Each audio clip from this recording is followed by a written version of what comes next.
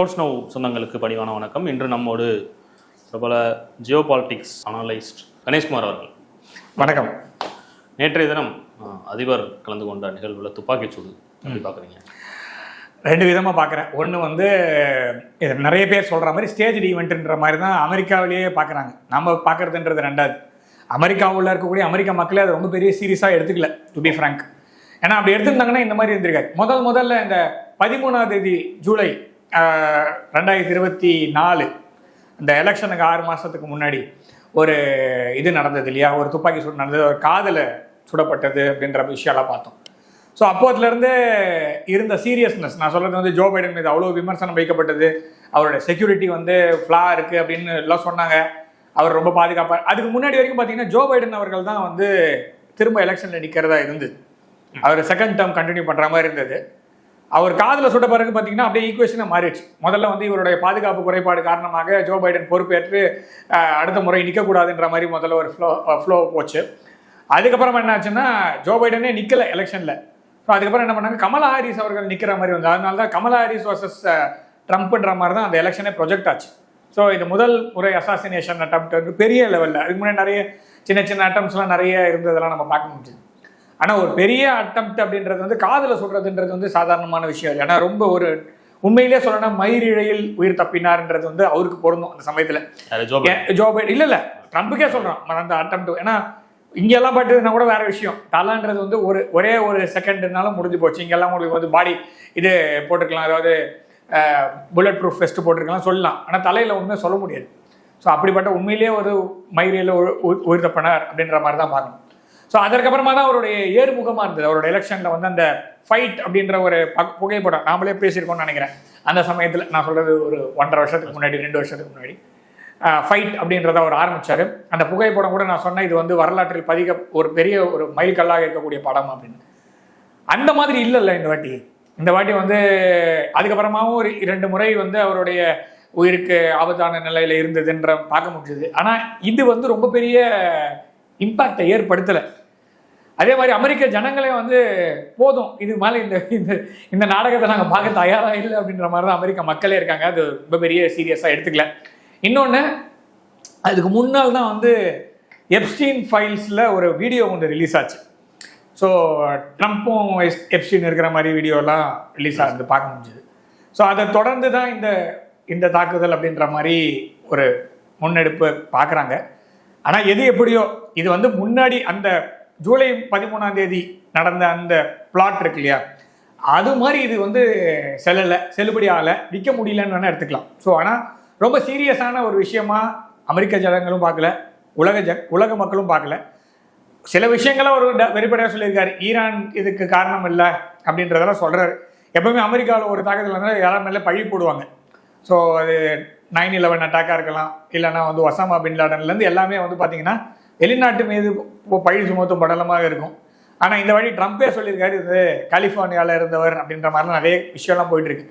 ஆனால் அமெரிக்க மக்கள் இதை வாங்குவார்களா? மிட் டேர்ம் எலெக்ஷனை நோக்கி இது நடக்கிறதா? மிட் டேர்ம் எலெக்ஷனில் அவருக்கு ஏதாவது பெரிய எட்ஜு கிடைக்குமானா கஷ்டம்தான். அடுத்த 3 மாதம் ஒரு நகர்த்தத்தை பெரிய விஷயம், நவம்பர் மாதம் வரைக்கும் அப்படின்றது எனக்கு தெரியல. அதாவது you lost it completely. So இதுக்கு மேலே எவ்வளோ இன்ச்சாக நகர்த்தினா கூட ஜனங்க கேள்வி கேட்பாங்க, பதில் சொல்லணும். இப்போ தான் ரீசெண்டாக $550 பில்லியன் பணத்தை திருப்பி கொடுத்தாரு. அதாவது டேரிஃப்ன்றது போட்டதை திருப்பி கொடுத்தாரு. ஸோ நல்ல கஷ்டம்தான். ஈரானோட எண்ணெய் கட்டமைப்புகள்லாம் 3 நாளில் வெடிச்சு தரும் அப்படின்ற 24 மணி நேரம் கெடு கொடுத்தாருல இவர். 24 மணி நேரத்தில் பதில் சொல்லலைன்னா ஒரு நாகரிகத்தையே, அதாவது ஒரு சிவிலைசேஷனே முடிய போகுது அப்படின்னு சொன்னவர் தான் இவர். அதுக்கப்புறம் அவரே நிறுத்திட்டாரு. அதுக்கப்புறம் இஸ்ரேல் பார்த்து கொண்டாரு. அப்புறம் இஸ்ரேலும் பார்த்துக்கல. அப்புறமா 3 போர்க்கரப்பை கொண்டு போய் நிற்க வைப்பேன். இதை லைட்டாக எடுத்துக்கணும்னு அவசியம் இல்லை. அதாவது இது அமெரிக்கா செய்வதற்கான சாத்தியக்கூறுகள் இருக்குது. ஆனால் அதுக்கப்புறமா அந்த வளைகுடா ரீஜன் என்ன ஆகும்? அமெரிக்கா செய்யவே செய்யாதுன்னு நம்ம சொல்ல மாட்டேன். கண்டிப்பாக செய்வதற்கான வாய்ப்புகள் ஜாஸ்தி. ஏன்னா அமெரிக்கா அத்தனை போர்க்கப்பல்களையும் ஒரு இடத்துல குவிச்சு வச்சிருக்கு. 3 விமானம் தாங்கி கப்பலை அந்த இடத்துல குவிச்சு வச்சிருக்கு, அந்த பர்ஷியன் கல்ஃபில். அதை மானிட்டர் பண்ணிட்டு இருக்காங்க. ஈரானும் மானிட்டர் பண்ணுறது. ஈரானுக்கு சைனா பேக்கிங் பண்ணுறாங்க. சைனா உதவி செய்யுது ஈரானுக்கு இந்த இந்த செயற்கைக்கோள் புகைப்படம் மூலம், அப்புறமா செயற்கைக்கோள் மூலமாக எதெல்லாம் ஹாட்டாக இருக்குது அப்படின்றத காமிச்சு கொடுக்கறதுக்கு இருக்குது. ரஷ்யா ஆயுதங்கள் கொடுக்குறாங்க. அதெல்லாம் அந்த 2 நாடுகளுடைய பரஸ்பர ஒப்பந்தங்கள் அடிப்படையில் நடக்குது. ஈரான் நாட்டுடைய எனர்ஜி செக்டர் மேலே அவங்க தாக்குதல் பண்ணாங்கன்னா ஈரான் கண்டிப்பாக பதிலடி தாக்குதல் செய்யும். அமெரிக்காவுடைய உளவுத்துறையை என்ன சொல்லுதுன்னா 80% ஈரானுடைய எந்த ஒரு டிஃபென்ஸ் கேப்பபிலிட்டியும் குறையவே இல்லை. 80% அப்படியே இருக்குது. 20% தான் தாக்குதல் பண்ணியிருக்காங்க. மிச்சம் 80% அப்படியே தான் இருக்குது அப்படின்றத அமெரிக்காவே உறுதிப்படுத்திருக்கிற சமயத்தில் நீ சும்மா இருந்தவனை போய் தப்புன்னு தலையில் தட்டினா இந்த வடிவேலு காமெடி ஒன்று வரும். நின்றுட்டு இருக்கும்போது 3 பேர் நின்றுருப்பாங்க. வடிவேல் வந்து தலையில் வந்து தப்புன்னு தட்டின உடனே இவ்வளோதாண்டா உனக்கு மரியாதைன்னு சொல்லி அந்த மாதிரி அமெரிக்கா தட்டிட்டு போயிடும்.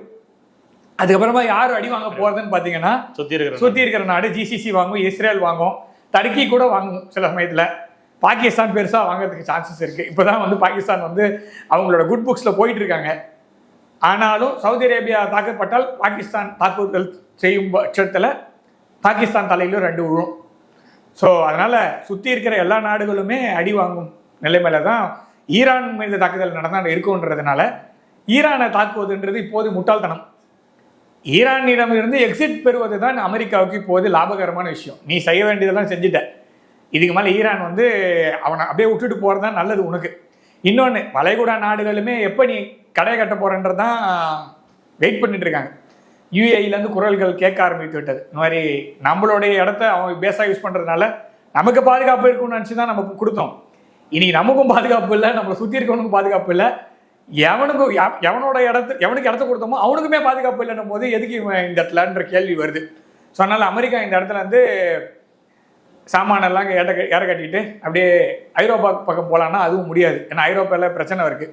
அதனால் அப்படியே சாமான் நிக்காலோன்னு சொல்லிட்டு அப்படியே வாஷிங்டன் போய் இந்த பசிபிக் அட்லாண்டிக் நடுவில் கனடாவுக்கும் மெக்சிகோவுக்கும் நடுவில் இருக்கிற இடத்த இருப்பை சரி செய்து கொண்டால் அதுவே நலம் அப்படின்ற மாதிரி தான் நான் பார்க்குறேன்.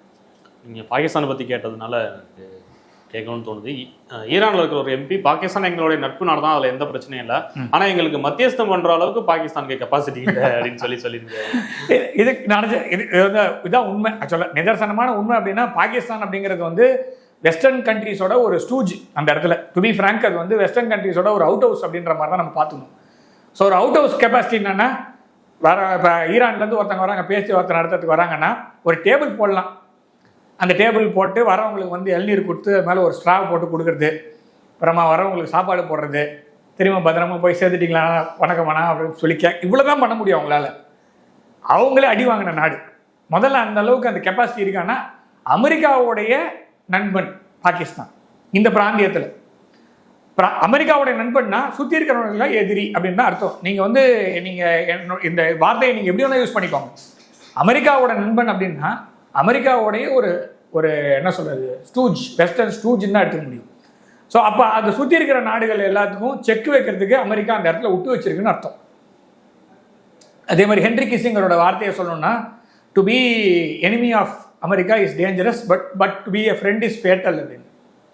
ஸோ அப்படின்னா அமெரிக்காவோட எதிரியாக இருக்கிற ஈரான் கூட டேஞ்சர் தான், ஆனால் அமெரிக்காவோட நட்பாக இருக்கிற பாகிஸ்தானுக்கு அது வந்து ஃபேட்டல். எப்போ வேணால் எப்படின்னு நடக்கலாம். அதனால் அந்த இடத்துல அவங்க பணம் சம்பாதிக்கிறதுக்கு என்னவோ அதெல்லாம் செய்வாங்க. இப்போ இந்த அமெரிக்காவோட பேச்சுவார்த்தை நடத்தினாங்களா, முதல் கட்ட பேச்சுவார்த்தைன்னு சொல்லிட்டு போய் கையில் காலில் வந்து ஈரான் இப்பயும் அவர் தடுத்து வச்சிருக்காரு. இப்போ தடுத்துருக்காருல இல்லை, ஈரானை போய் முதல்ல கையில் காலில் வந்து எப்பா வந்திருப்பா மாறிய மானம் போதுப்பான்னு சொல்லி கூட்டின்னு வந்தாங்கல்ல. அந்த மாதிரி கூப்பிட்டு வரும்போது கொஞ்சம் பணம் வந்து இவங்க யூஏக்கு கொடுக்கணும். அந்த பணத்தை என்ன பண்ணாங்கன்னா சவுதி அரேபியா கிட்ட இருந்தும் கத்தார் கிட்ட இருந்தும் வாங்கி யூஏ கிட்ட கடனை பைசல் பண்ணியிருக்காங்க. யூஏ சொல்லிட்டாங்க உன்னை நம்ப முடியாது, பணத்தை தயவுசெய்து திருப்பி கொடுத்துருன்னு யூஏ வாங்கிட்டாங்க. அமெரிக்கா என்ன பண்ணியிருக்குன்னா சவுதி அரேபியா மூலமாகவும் கத்தார் மூலமாகவும் அந்த பணத்தை கொடுத்து யூஏக்கு கட்டிட்டாங்க. இப்போ சவுதி அரேபியாவுக்கும் கத்தாருக்கும் பாகிஸ்தான் வந்து கடன் பட்டிருக்கான். அதாவது பல விதத்தில் கடன் பட்டிருக்கான். இந்த கடனை சேர்த்துக்குங்க, அவ்வளோதான். கடன் எக்ஸ்ட்ராவாக இருக்குது. பாகிஸ்தானோட கடன் அப்படியே இருக்குது, ஆனால் டைவர்சிஃபை பண்ணிட்டாங்க. அதாவது யூஏ க்ளோஸ் பண்ணிவிட்டு சவுதி கிட்டேருந்தும் கத்தார் கிட்டேருந்தும் எக்ஸ்ட்ராவாக பணத்தை வாங்கி கொடுத்துருக்காங்க. அந்த மாதிரி இன்னொரு தடவை பேச்சுவார்த்தை நடத்தினாங்கன்னா இன்னொரு தடவை, அதாவது திருவிழா, ஊர் திருவிழான்னு வச்சுங்களேன், இந்த பொம்மை விற்கிறவங்க கடை போடுவாங்க, அப்புறம் வந்து இந்த பழம் விற்கிறவங்க கடை போடுவாங்க, அப்புறமா ஒவ்வொன்று பசங்கள்லாம் விளையாடுவாங்க, விளையாட்டு சாமான் சொப்பு சாமான்லாம் விளையாடும், எல்லாம் அப்படியே சுற்றி வரும். இப்போ யாசகம் பெறுவோரும் சுற்றி வருவாங்க. ஸோ அவங்களுடைய அந்த மாதிரி ஒரு நாடாக தான் பாகிஸ்தானை பார்க்கணுமே தவிர பெருசாலாம் அவங்கெல்லாம் எதுவும் கிடையாது. அவங்களே அடி வாங்கிட்டு உட்காந்துருக்காங்க. இந்த நூர்கான் பேஸ் தான் அடி வாங்கிச்சு. அந்த நூர்கான் பேஸ் சரி ப்ரிப்பேர் பண்ணி வச்சுருக்காங்க. அதனால இவங்கெல்லாம் போய் இறங்கி சுற்றி பார்க்கறதுக்கு வசதியாக இருக்குது, அவ்வளோதான். அந்த ஹோட்டல் பில்லே கட்டலாம் போன தடவை. அப்புறம் ஒரு வழியாக ஒரு அட்ஜஸ்ட் பண்ணி ஹோட்டல் பில்லை கட்டிட்டாங்க. ஸோ இவ்வளோதான் போயிட்டு இருக்கு. அதனால் பாகிஸ்தான் அப்படின்ற ஒரு நாடே வந்து ஒரு artificial state create by UK and US. UK இந்த இடத்த விட்டு போனாலும் யூஎஸ் அந்த இடத்துல பாய் போட்டு படுத்துருக்கான். ஸோ யூகேக்காக இல்லைனாலும் இன்னைக்கு யூஎஸ்க்காக அவன் சண்டை போட்டு தான் ஆகணும், அவ்வளோதான் அந்த நாடு. இப்போ ஈரானை சுற்றி இருக்கிற நாடுகள் அதிகமாக டேமேஜஸ் ஆகிருக்கு, அதாவது அமெரிக்கா சப்போர்ட் பண்ணக்கூடிய நாடுகள்.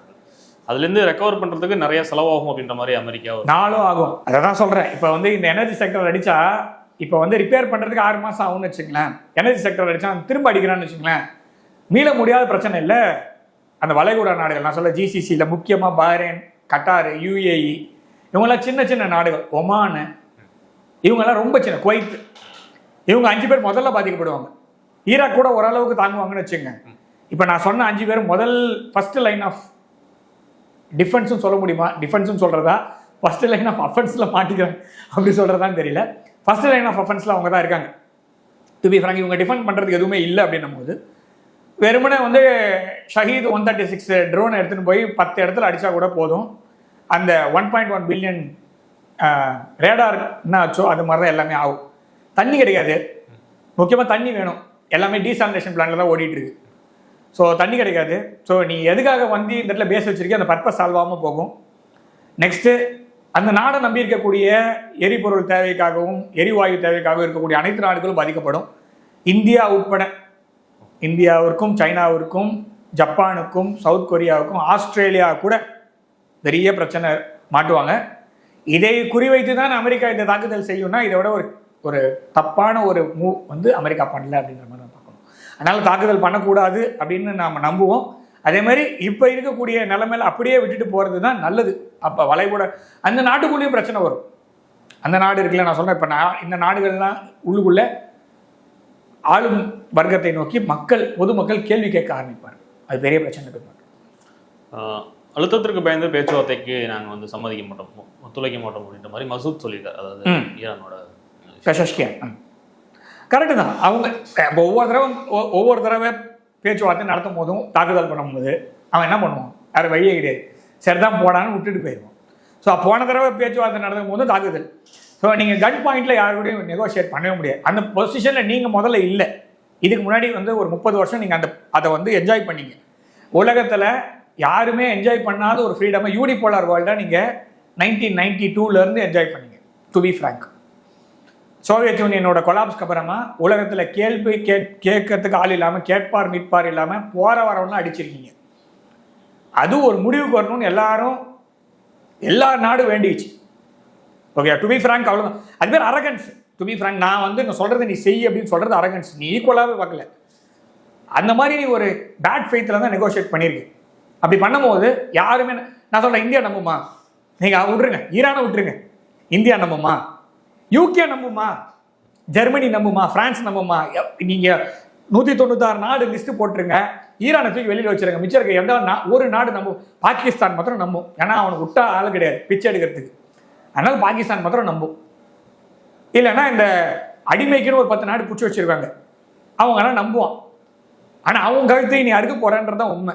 அதனால் பேட் ஃபெய்த்தில் நீங்கள் நெகோஷியேட் பண்ணுறது இனிமேல் கண்டினியூ ஆகாது. உங்களுடைய அந்த ட்ரீம் ரன், அந்த யூனிபோலார் வேர்ல்டோடைய அரகண்ட் ரன் முடிஞ்சு போச்சு அப்படின்றது தான் நம்ம பார்க்கணும்.